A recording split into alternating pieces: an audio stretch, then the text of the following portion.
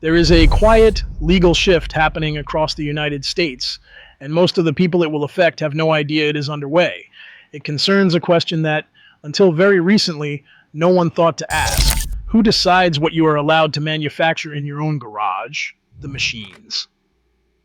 At the center of this are the tools of the modern maker: the desktop 3D printer, the CNC mill, the laser cutter, the lathe, the router, the drill press, anything that takes a digital file and turns it into a physical object. For the first time, legislatures are writing laws that reach directly into how those machines work, what files they can read, and whether they are allowed to operate at all.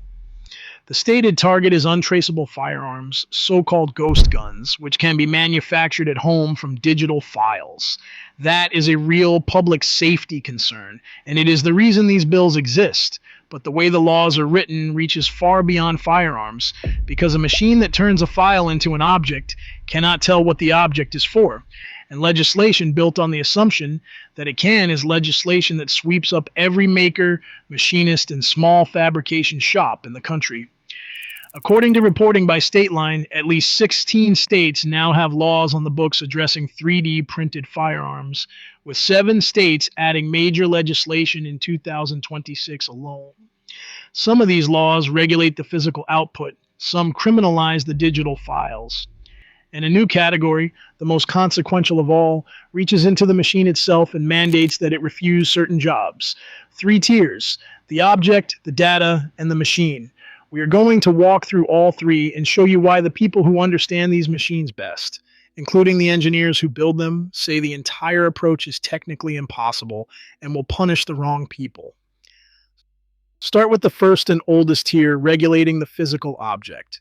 This is the most legally conventional approach, and on its surface the most reasonable.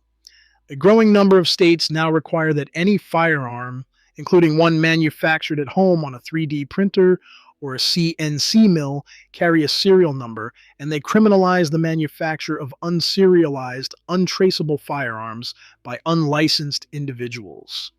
Maine passed a serial number requirement in January. Colorado's law, effective July 1st, 2026, criminalizes the unlicensed manufacture of firearms and components by 3D printing, escalating from a misdemeanor to a felony on repeat violations.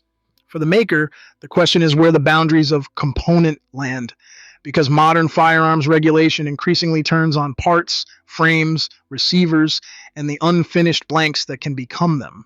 And the same geometry that defines a regulated component can overlap with legitimate parts a hobbyist or a small shop produces every day. The concern is not the principle that untraceable weapons should be traceable, it is the breadth of the definitions. When a law defines the regulated object by its shape, it creates a gray zone around every maker who produces brackets, jigs, fixtures, and mechanical parts that may share features with regulated components. The output tier on its own is the narrowest of the 3. It is what comes next that turns a firearms law into a manufacturing law. The second tier abandons the physical object entirely and goes after pure information, the digital file. A 3D printer or a CNC machine is driven by a design file, a CAD model, an STL mesh, the geometry that tells the machine what to cut or print. Several states are now criminalizing the files themselves. New York's recently enacted law creates a new category in its penal code called Digital Firearm Manufacturing Code, covering computer-aided design files or other code that can program a 3D printer or a CNC mill to produce a firearm or a major component. Distributing that code to an unlicensed person becomes a misdemeanor offense. Colorado's law criminalizes possessing the design files for prohibited components, a Class 1 misdemeanor, rising to a felony on repeat offenses. Delaware and New Jersey already make it illegal to distribute within the state any file that can program a 3D printer to make a firearm. California has created a civil cause of action against the same conduct. Step back and consider what is actually being regulated here. Not a weapon, not even a physical object. A file, a piece of geometry, information.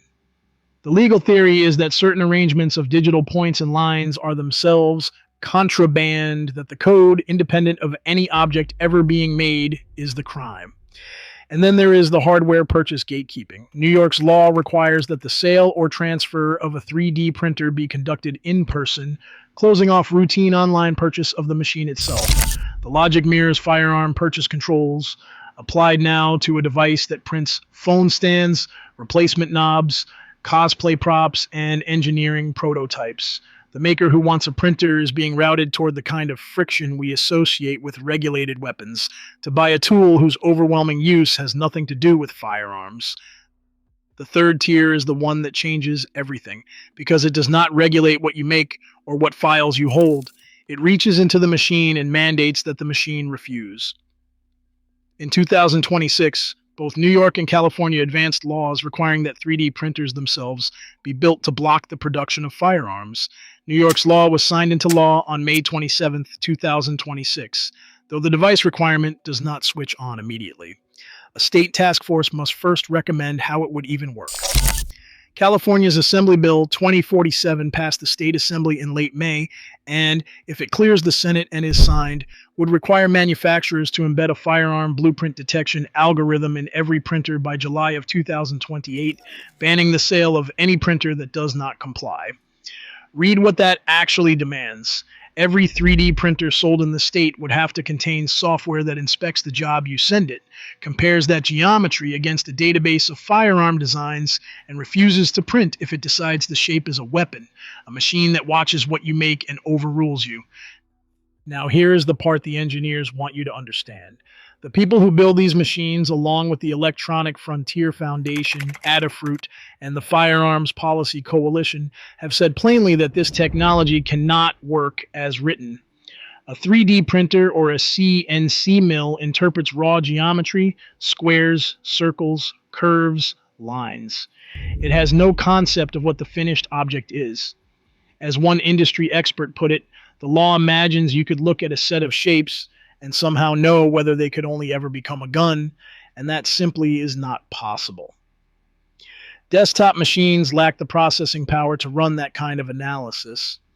Open source firmware makes any block trivial to bypass, and a minor change to a file defeats the detection entirely, so the mandate fails at its stated goal while imposing enormous collateral cost.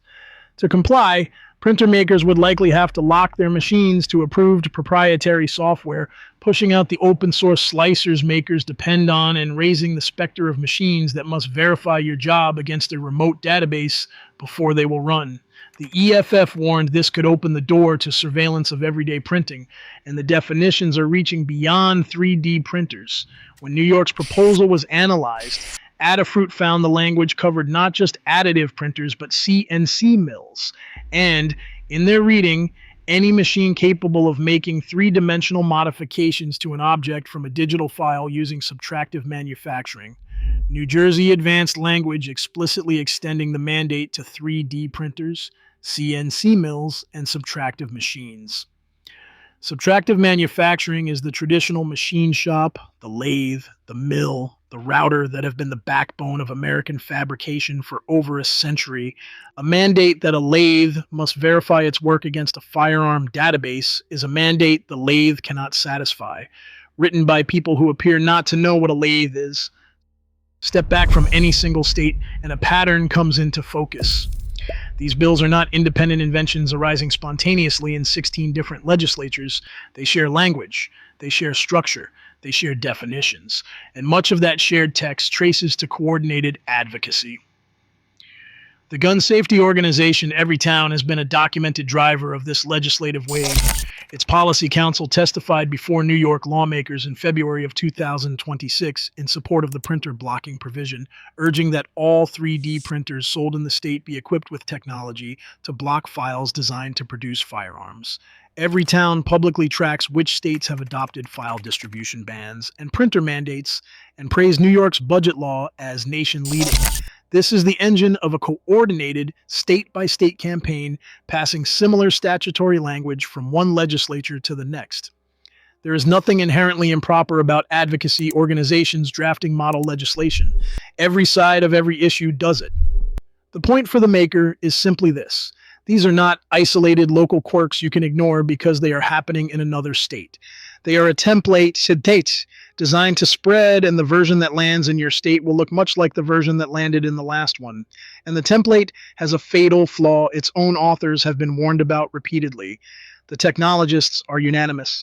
The Electronic Frontier Foundation, Adafruit, the Firearms Policy Coalition, and working engineers have all reached the same conclusion. The print blocking mandate is technically infeasible. It cannot reliably distinguish a firearm component from a benign part. It is trivially bypassed by anyone with intent. And its main practical effect falls not on the determined bad actor who can simply use non-compliant or imported hardware or a machine from before the mandate, but on the ordinary, law-abiding maker, the small prototyping shop, the engineering student, the hobbyist, whose tools get more expensive, more locked down, more surveilled, and less capable. One engineer made the competitive point bluntly. A state that imposes impossible requirements on domestic machine makers does not stop the technology. It hands the market to overseas manufacturers who ignore the mandate entirely and pushes the American maker toward foreign hardware. The law fails its purpose and damages the people it claims to protect. So strip away the politics and look at what is actually on the table, because it is bigger than any single bill. For the entire history of industry, the principle was simple. If you owned the tool, you decided what it made. A lathe was a lathe. A mill was a mill. They were instruments of your skill, and what you produced with them was governed by laws about the products, not by a permission system built into the machine itself. That is the line being crossed now. The shift from regulating what you do with a tool to regulating whether the tool will obey you at all. It is the same architecture we have seen everywhere else in modern manufacturing. The car that decides whether you are allowed to repair it, the tractor that will not run apart until the manufacturer approves it, and now the printer and the mill that inspect your work and reserve the right to refuse. In every case, ownership is being hollowed out, converted from control into conditional permission, granted by someone else, revocable by design. If you care about this as a maker, a machinist, a small manufacturer, or simply as someone who believes that owning a tool should mean controlling it, understand where decisions actually get made. Not in comment sections, not in online petitions, which legislators have learned to ignore. These laws are written in committee, advanced in markup, and passed in legislative sessions most people never follow. The organizations driving them show up to those hearings in person with prepared testimony. The makers who object, mostly, do not. The technologists have already told lawmakers the mandates cannot work. That message lands when it comes from constituents who vote, who show up, who make their objection impossible to ignore at the only stage that matters before the bill becomes law. The engineers wrote the technical case. Whether anyone with a machine in their garage makes sure it is heard is a different question. The machines that built the modern world were instruments of human skill. The quiet project underway right now is to make them instruments of permission instead. Tools that decide on someone else's behalf what you are allowed to create. That is the line, and most people will not notice it has been crossed until the machine in their own shop refuses a job it should have run.